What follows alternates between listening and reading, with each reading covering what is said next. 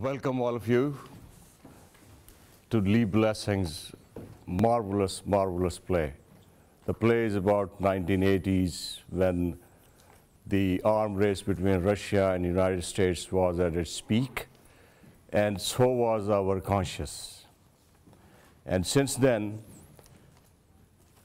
the arms race has gone skyrocketed up, and our conscience has gone to sleep.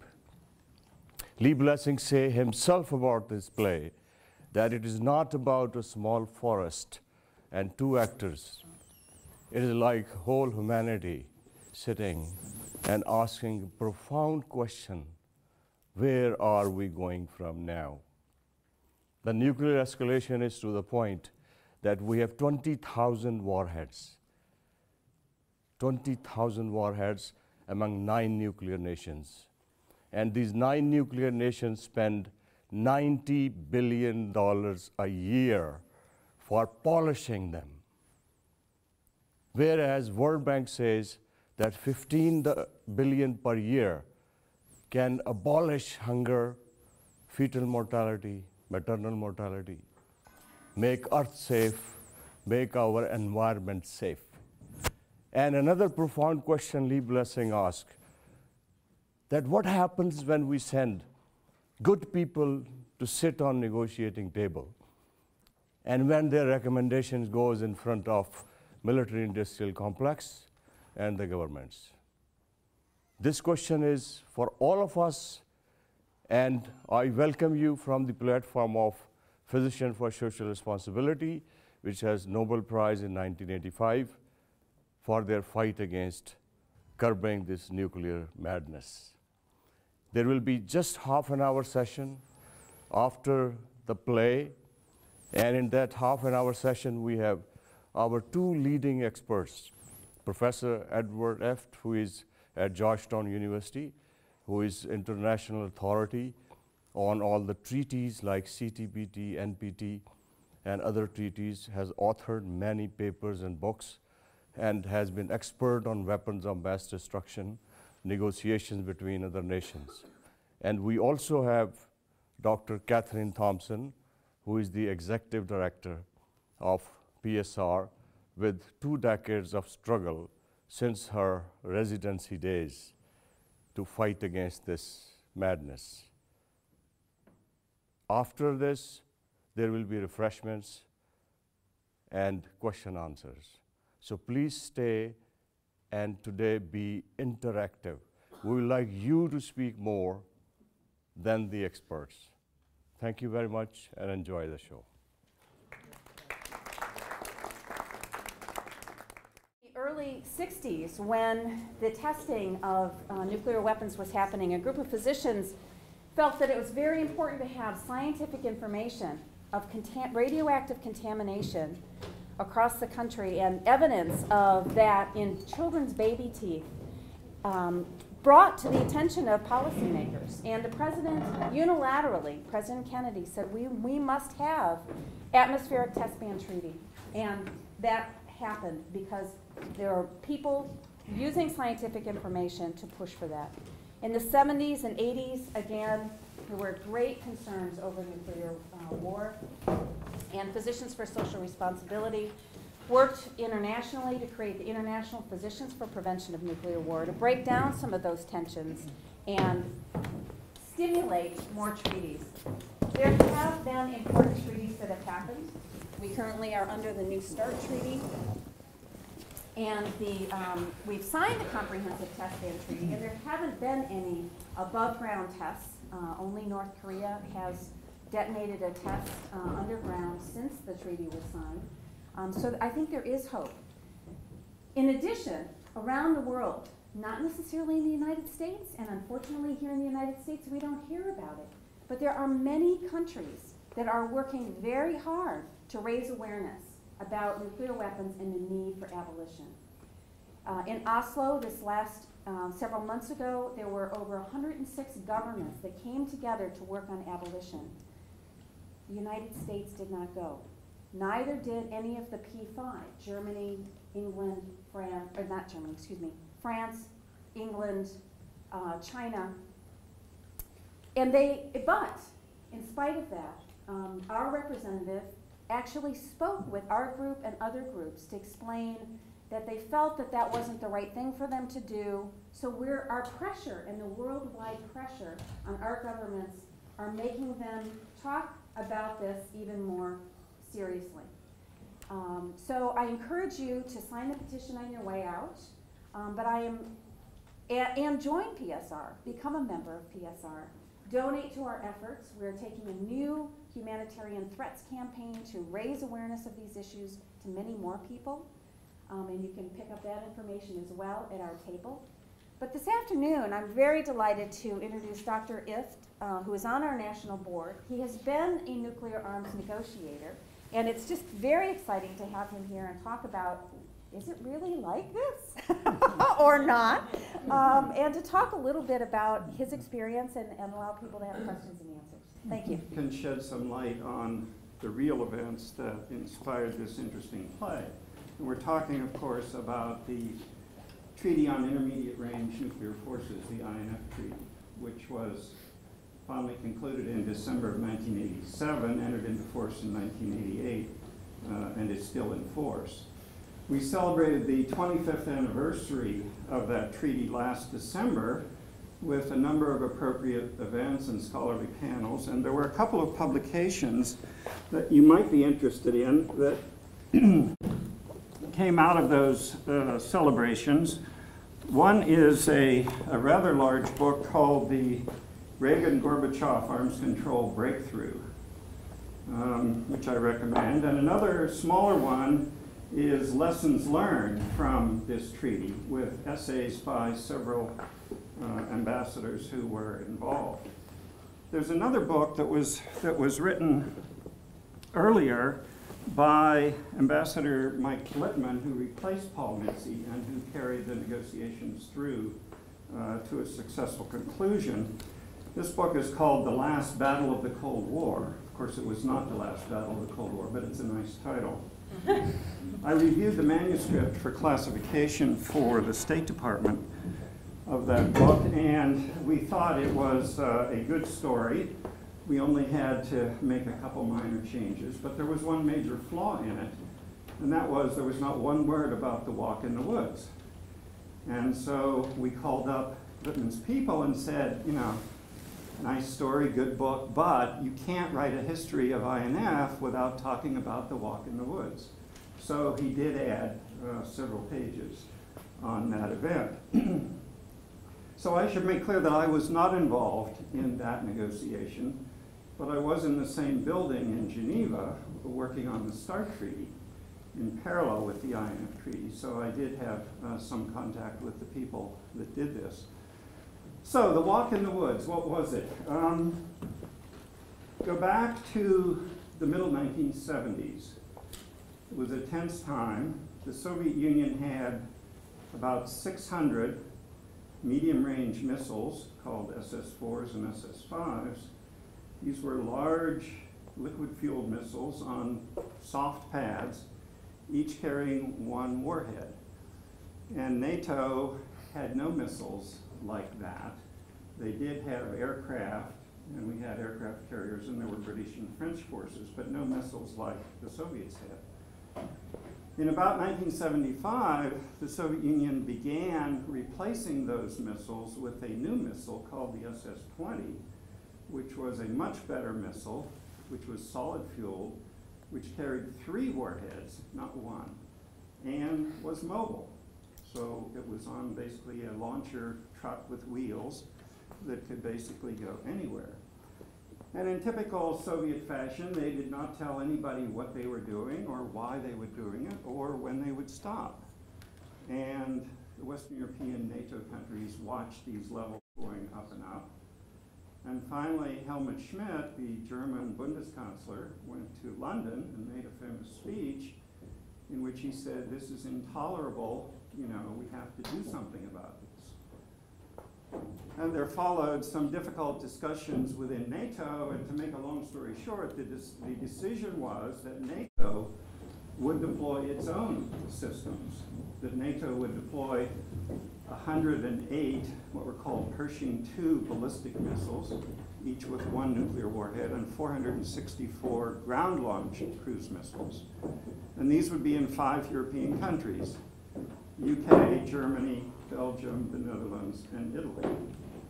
But there was a second part to the NATO proposal, and that was that if the Soviet Union would get rid of all of its missiles, NATO would not deploy any of the 572 which it planned to deploy. So negotiations began in Geneva in the fall of 1981, and basically they were deadlocked. There was basically no progress. The Soviet idea was that this was just a normal modernization, and why are you so upset about it? The Western Europeans saw it as a totally unjustified increase in the threat. The Soviet strategy was to try to incite publics in Western Europe to protest the impending INF deployments by NATO, and they thought that they could prevent the deployments and then pay no price themselves. So in April of 1982, Paul Nitze and Yuli Kvitsinski, the 2 people whose doppelgangers you just saw, went up into the Jura Mountains near a town called Sancerre, charming little Swiss town, which is a wonderful cross-country ski resort. And they sat on a log on a rainy day. There was just one encounter. And they worked out a compromise. Most of the ideas apparently coming from Nitze, but some of them coming from Kvitsinski. And the compromise was that each side could have 75 launchers. This is a compromise which is not the full numbers that are there, but it's not 0 either. Each side could have 75 launchers. Because each Soviet missile had 3 warheads, that meant that they would have 225 warheads. The US would not deploy any of the Pershing ballistic missiles, but it would get 75 launchers of the perhaps less threatening cruise missiles. But each of those launchers had 4 missiles. So that would be 300 warheads for the US, 225 for the Soviet Union, 300 for the US. There would also be some constraints on aircraft, and the Soviets would agree not to increase the deployments in the Far East of this same missile, which was threatening South Korea, Japan, etc., China. This was what was called an ad referendum agreement. Not that remarkable. Basically, it means that the 2 negotiators make clear to each other that they don't have the authority to do this. They're speaking for themselves, but they agree that this is a good proposal, and they will each recommend it to their own governments and see what happens. I've done that. All good negotiators have done that.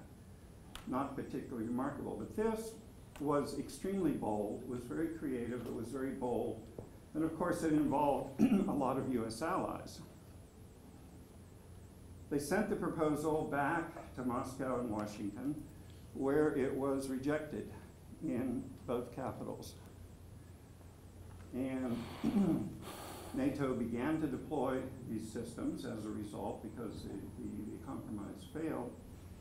NATO began to deploy the systems, and the Soviets walked out of the talks in the fall of 1983. That was probably a big mistake on their part because they stayed out for 15 months. And this was a tactical error because it made it look like they were the bad guys, they were refusing to negotiate. Finally, in 1980, back, Gorbachev had arrived in Moscow, a much more reasonable person, and 2 more years of negotiations produced 0. The Soviets finally agreed to the 0 option. So NATO removed all of the missiles it had started to deploy. The Soviet Union removed all of the SS-20s and the SS-4s and 5s, and it was a huge success.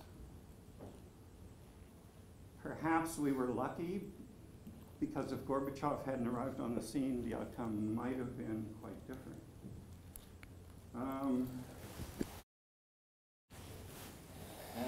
What can we say we learned from this experience? Well, you should read these books if you really want to delve into it, but I would just make a couple of points. One was that you should aim high. NITSE didn't think we could get 0. I didn't think we could get 0, but we did get 0 because people kept that goal in front of them and kept pushing and pushing and pushing, and we did manage to get rid of all of these systems. Huge victory for disarmament. The second lesson, which was hard for me and which you may not agree with, but I think it's universally shared by everyone who was involved, was that if NATO had not begun to deploy these systems, we would never have gotten rid of the 600 nuclear weapons on the Soviet side, because there was no incentive for them to do that. You can't beat something with nothing. And maybe the last point would be that this is an illustration of the conflict between equal outcomes and equal sacrifice or equal reductions. What the US wanted was equal outcomes, 0 on each side.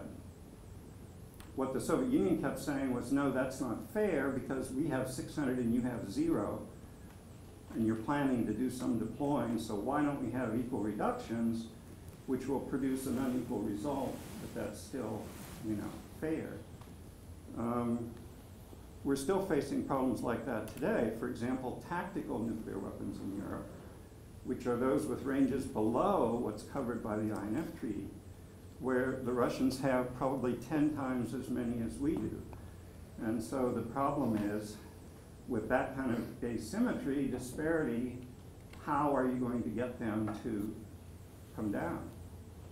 So professors like to leave people with unsolved problems. That's a major unsolved problem, and why don't I stop there? Great question. Yeah. Well, I missed the beginning, so maybe you already addressed this, but how does the situation with North Korea fit into what you're talking about? Well, North Korea is a completely different situation because they have, presumably a handful of nuclear weapons. And the preferred outcome there is, of course, 0 for them, that they should go back to being under the Non-Proliferation Treaty as a non-nuclear weapon state and give up those nuclear weapons. But the world has tried all kinds of sanctions and other punishments on North Korea, and none of it has worked. Do you have any ideas? I think we should not be afraid to talk to them one-on-one directly, and we should probably reinvigorate some of the carrots that we had offered earlier. But I mean, the situation right now is very difficult and very tense, and I think you probably have to let that blow over a bit. I mean, the US and South Korea have both been extremely restrained in the face of some really irresponsible behavior by the North Koreans. Yes. In the 70s, Paul Nitze was not exactly one of the leaders of arms control. He was one of the big opponents. Was there a mind change? And are there some lessons to be learned from his switch? Yeah, Paul Nitze was an interesting person. I mean, he was a very prominent strategic thinker in Washington for many, many years. I would say that when he was in the government, he was in fact a problem solver, as is sort of portrayed here. And he really was clever and positive. On the other hand, when he was out of the government, which he was periodically, he was a critic of what we were trying to do, and he did a lot of damage to arms control, I think. Yes. To what extent were the talks made very difficult by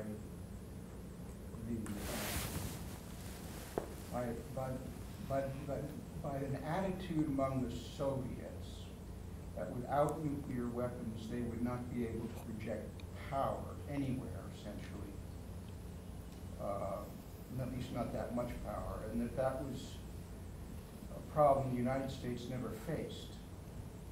A comparable, the United States never faced a comparable problem.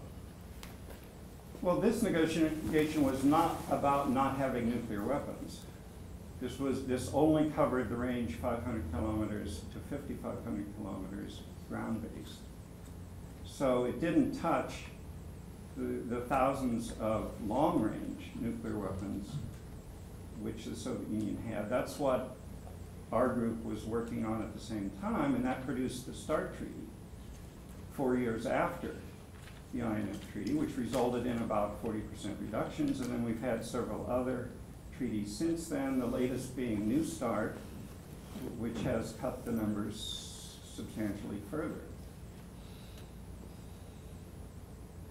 But the debate of how does Russia feel about a world with no nuclear weapons hasn't really been yet. I mean, they are not enthusiastic because the U.S. has advantages in conventional weapons, the U.S. has allies, they don't. I mean, but PSR, of course, is one of the world leaders in trying to push that dialogue forward.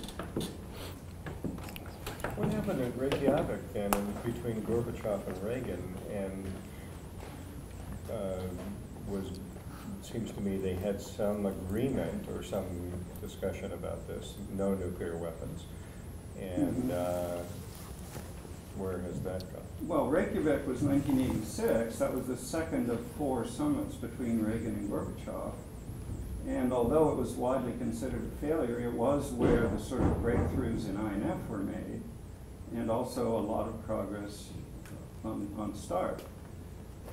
In particular, where Gorbachev began to agree to on-site inspection, which was crucial. And there was this discussion about couldn't we get rid of all nuclear weapons. That failed. He was unwilling to give up his strategic defense initiative, ballistic missile defense. Why can't you go and say, okay, everyone can have 2? You could, but you wouldn't get very far. First of all, you couldn't get that number out of Washington, D.C. And if you could, you couldn't negotiate it with Moscow. Sorry. I mean, it seems simple. So, well, no, I'd like to. Simple. It is a very interesting Right, question because It is an interesting question. let me give my input after Professor Eft. It is very difficult for me to really say that deterrence is the only argument on which we build ourselves to this degree of self-destruction. After horrors of World War I, World War II, we got so scared of each other. And these weapons kills not only all directions, they kill in time. They kill our human chromosomes. You are right. Now, a madness which PSR published, a very, very scientific article, that between India and Pakistan, the countries don't have water, food. It's 1 billion people on one side and 170 on the other. They have 100 warhead each. And each warhead is 100 times more powerful than the one who destroyed Hiroshima. And what does that do? If you drop it on New York City, there is 300 feet deep crater, miles long, 20,000 degrees centigrade right there, which incinerate human bodies for miles and mile radius. And then imagine, it is military industrial complex. It is the money. Now let me give you this budget sequestration, little bit of it, because we were Some of this money, this outlay, why don't these governments consider all these people that are starving? I gave one example that $90 billion is just spent on polishing the weapons. 15 billion will take care of all the problems. There are 1 billion people suffer from lack of drinking water. Now let's talk to America. Our nuclear weapon industry is asking $50 billion to refurbish the bombs which are lying for last 50 years dormant. We are making B-51 bombers.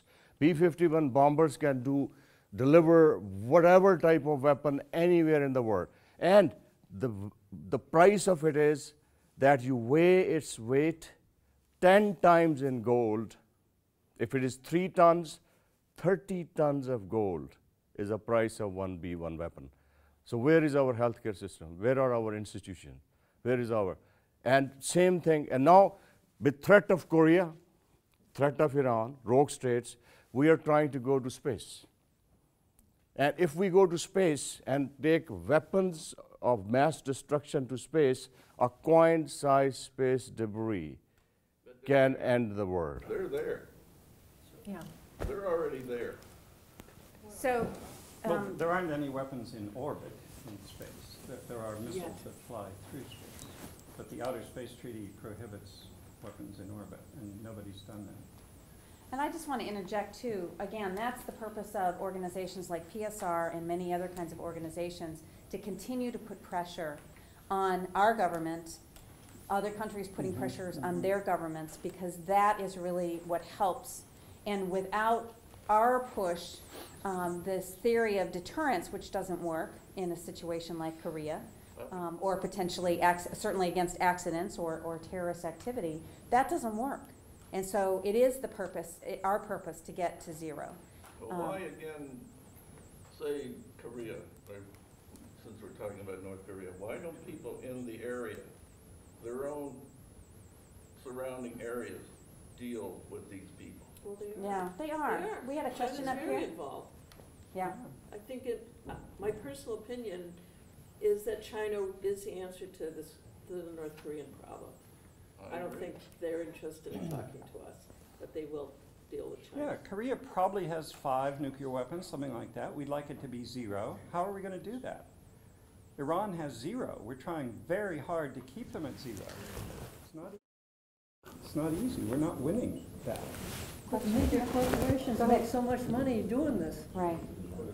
Yeah. Well, not in North Korea, not in Iran. I have to leave, so I just wanted to ask a quick question as the expense is becoming, sounding rather pessimistic. But, you know, do you really see that at some point, I mean, I know the genie came out of the bottle for whatever reason 60 years ago, but do you really see that in light of the comment that you made that Russia or former Soviet Union is never going to agree to going down to 0 because of U.S.'s tremendous advantage over a conventional weapon? In light of those comments, do you really think that this is feasible at some point in time, that this world is going to go back to 0 nuclear weapon? And then the second part of the question would be that, you know, when we talk about all these symptom things, that we're talking about symptoms, the root cause of that, which also you alluded to the fact that, you know, the United States is much superior in conventional weapon. So in light of those two things, is that really possible that at some point we will go down to 0 nuclear weapon in this world? I will love to live in that world, I'm sure. So would I.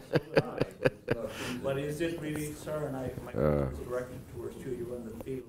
Do you think, is it just like, can we look at the crystal ball and see that it is going to happen at some point? Well, yes, I think it is possible, and I think that we have to keep hammering away at that as the ultimate goal. I mean, we've promised to do it now for 40 or 50 years. But I guess personally, I prefer to focus on the next steps. I mean, I think both are important. Yes, we want to get to 0. We can't do it in one great leap. And Just, I guess, it's just going to be a follow- series. It's going to be a series of difficult but doable steps. And I don't think that Russia will never agree, but there are a lot of problems. I mean, they think nuclear weapons are important to their security. Some of the threats they see we control, and many of them we don't control. Yeah, but I guess that just a follow-up on that is that, you know, it's, you know, the fact that any time in the history of mankind, it cannot be corroborated by the history that a weapon came out or never went back. It's there, and Russia is not the only problem, like what Khalid was saying. India, Pakistan, it's on its upswing now, and there's a reason for that, and we're not addressing that reason. Korea is trying to join the club. Israel already has it. Iran will be there soon. South Africa is the only example where they retracted on their program. But in light of that, I mean, I guess the point I'm trying to make is that first we need to become realistic. That's my humble opinion. And the second is we need to address the root cause. And the root cause is, as you know, sir, a lot more than I do, fear. Sure. And it's not going away. Yeah, but we have gotten rid of some kinds of weapons. We have banned biological weapons, totally. We've banned chemical weapons, totally. Now, there may be some countries cheating a little bit, but nevertheless, there is now an international norm, a legal standard. They are banned, period, completely. So, no, it's not hopeless. Research is still going on in the United States. But you're right about the conditions. I mean, we can't get there unless we solve regional conflicts. There are at least three parts of the world that are making it very hard to make progress on nuclear weapons. One is the Middle East, the other is South Asia, and the third is the Korean Peninsula. And it's very naive to think that unless you solve those three problems, that you're going to get huge reductions in nuclear weapons. I had a question for Ed, just from your perspective as a diplomat.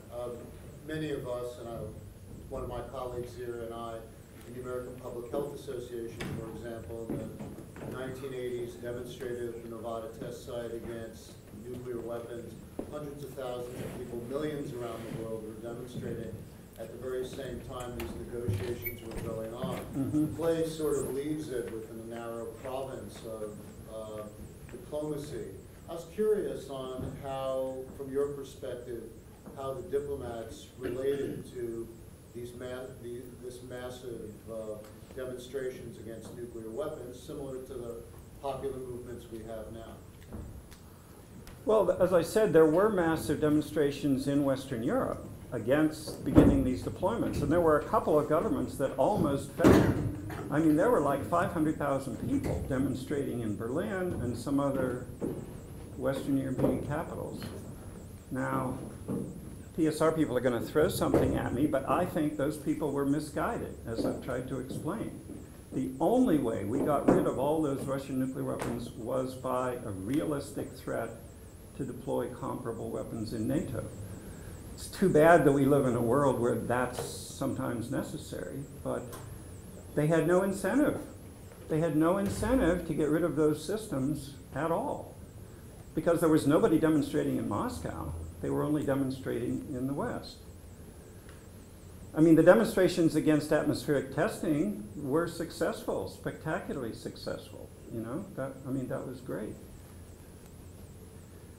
So, yes, continuous pressure from the public, from civil society, is important. But when it's only happening on one side and not the other, it's not hard to see that you get a skewed sort of result. Who are the top 10 rogues or rogue companies that you would name? I don't want to start naming rogue companies. Clearly there's money to be made from weapons. Most of it's not nuclear weapons. Nuclear weapons are cheap compared to conventional weapons. The problem, I mean, one of the major problems and where you can make a difference is in the US Senate. Yeah, maybe we can negotiate a treaty with the Russians, but can we get it through the Senate? The Senate won't even ratify the disability treaty. It won't even ratify the law of the sea, which like everyone's in favor of, including the US Navy. I mean, we need a lot of education of senators and their staffs, you know, to think about these things in the same way that I think we all do. But there's a limit to what, you know, Obama can't do this by himself. But you really think, I mean, you stressed a number of times government, I don't want to be too contentious, but I'll be contentious. All right. Do you really think it's just convincing the government, after all, with public campaign financing and all that, no lack of control? Isn't a lot of it the arms industry that? Some. I mean, there are some parts of the country where the nuclear infrastructure is, where their senators obviously support that. Yes, but I don't think, that's not where the primary opposition is coming from, I don't think. And I don't think it's coming from the military either, in many cases. So we'll take one more question, and then there's petitions people can sign. I know some of you have signed it before. We have a webinar coming up on May 25th to talk about the effects of nuclear weapons, even in a small limited nuclear exchange between India and Pakistan, and how we're working to get that information out. So I encourage you to We'll have one more question, and just there's some refreshments out here, and you can mingle and ask more questions of Dr. Ift. Alfred? So certainly the play was about negotiations between Russia and the United States. In the newspaper, and it's very much in the attention of the world, is the situation in North Korea. I'm wondering if there is any dialogue between India and Pakistan regarding their nuclear arsenals, or if there's any efforts, any organizations particularly addressing that point of conflict. Yes, I will say that between India and Pakistan, unfortunately, there has been confidence building measures from the international community's pressures, because that is what they were worried, that like between Russia and America, there were 5 historic incidents in which we would have mutually wiped out each other. So same way the world was extremely, but there is no civic society groups which are working on it. There are, in Pakistan, unfortunately, democracy, journalism, and civil society networks are not that active. In India, it is better democracy, so they are. So state level, there are issues, but both countries have gone to their extent. Pakistan keep the right of first strike, and that is like their motto, that we keep, if India invade us, we have the right to use the nuclear bomb. And India says that we will not use it first. We will use, if Pakistan use it, and then we will use it with the full strength. So that is where things stand. Both countries are trying to make sea-based ICBMs. India tried recently long-range missile like 1,800 miles, and there is where American diplomacy failed, because they allowed India to test 1,800 mile to reach Chinese cities. But on Pakistan, it's pressure of different kind. So the imbalance of United States in this area also is playing a negative role. But extreme worry is, which we put up in a study called nuclear famine, that if accidentally war breaks up between India and Pakistan, 1 billion people will starve. Even corn crop in United States will drop to 12%. So that is a big worry, and I think it is much bigger worry than North Korea and Iran, and that you're right. But there is nothing substantial to armed reduction, no. Escalation, yes. Well, thank you all, and thank you, both of you, for yes, and please don't leave without refreshments, please. It was wonderful.